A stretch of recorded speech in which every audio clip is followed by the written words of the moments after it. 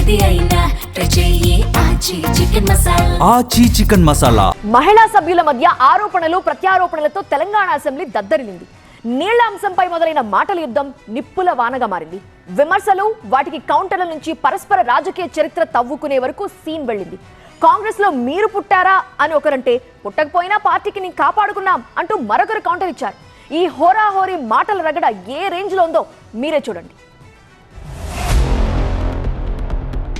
సభలో నారీ వర్సెస్ నారీ, అసెంబ్లీలో women fight.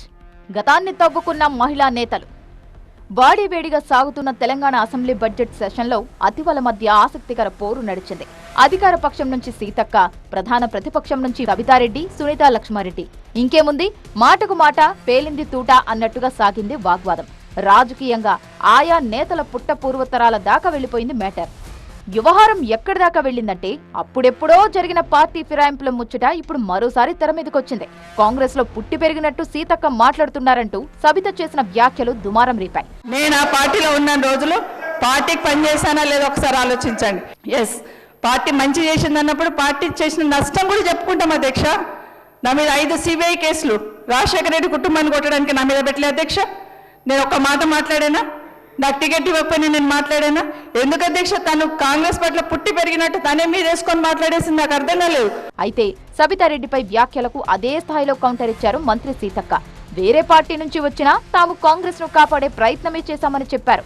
కష్టకాలంలో పార్టీని వదిలిపోయారంటూ సబితపై సెటైర్ వేశారు. ఆమె కాంగ్రెస్ లో పుట్టి పెరిగిందంటే, మీరు పుట్టి పెరిగిన వాళ్ళు ఏం చేసారు మరి?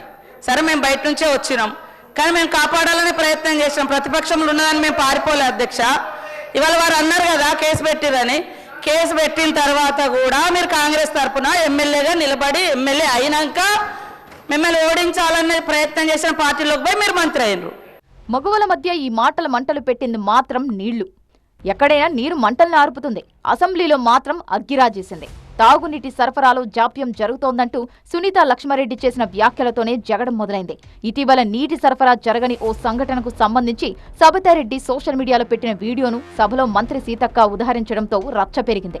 అయితే దానికి సబితారెడ్డి కూడా అదే స్థాయిలో కౌంటర్ ఇవ్వడంతో జగడం మరింత ముదిరింది. పోతూ అక్కడ ఆ రోజు హాలిడే సార్.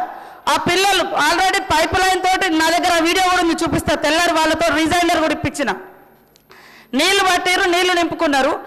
అక్కడ ఉన్నటువంటి పైప్ లైన్ తోటి పిల్లగాడు ఆడుకుంటున్నాడు. అయ్యో కేసీఆర్ లేడా, నీళ్ళే వస్తలేవా?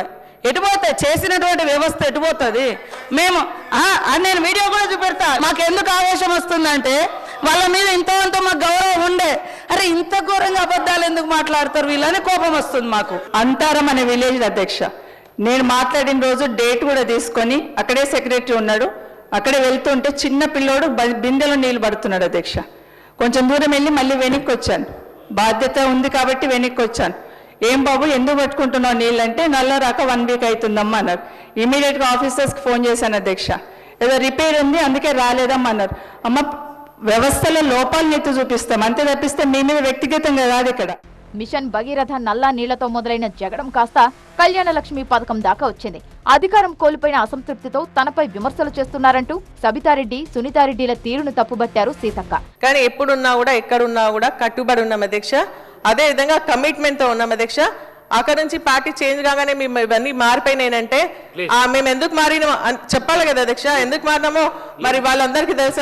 అయితే బీఆర్ఎస్ ఉన్నప్పుడే నీళ్లు బాగా వచ్చాయి అన్నట్టుగా, ఇప్పుడేదో వ్యవస్థ మొత్తం కుప్పకూలింది అన్నట్టుగా మాట్లాడటం సరికాదన్నారు సీతక్క. ఏ ఊరో ఆ వివరాలు చెప్తే నేను చేస్తా. తులం బంగారం మీరు కూడా దళిత ముఖ్యమంత్రి అన్నారు, గిరిజనులకు 3 ఎకరాలు అన్నారు, మహిళలకు వడ్డీ లేని రుణాలను 4,000 కోట్లు ఎగ్గొట్టిపోయారు. కనీసం వాళ్ళు అంతగానో మాట్లాడుతున్నారు కదా అధ్యక్ష మహిళల కోసం అని.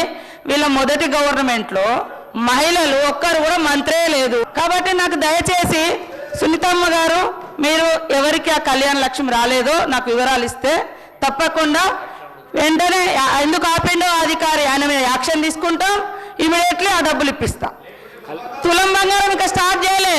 తులం బంగారం మేము ఇంకా స్టార్ట్ చేయలే.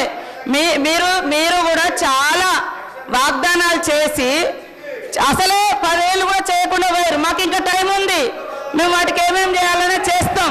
మొత్తానికి నారీ వర్సెస్ నారీ అన్నట్టుగా సాగిన మాటల యుద్ధం అసెంబ్లీని కాసింతసేపు దద్దరిల్లేలా చేసిందనే చెప్పాలి.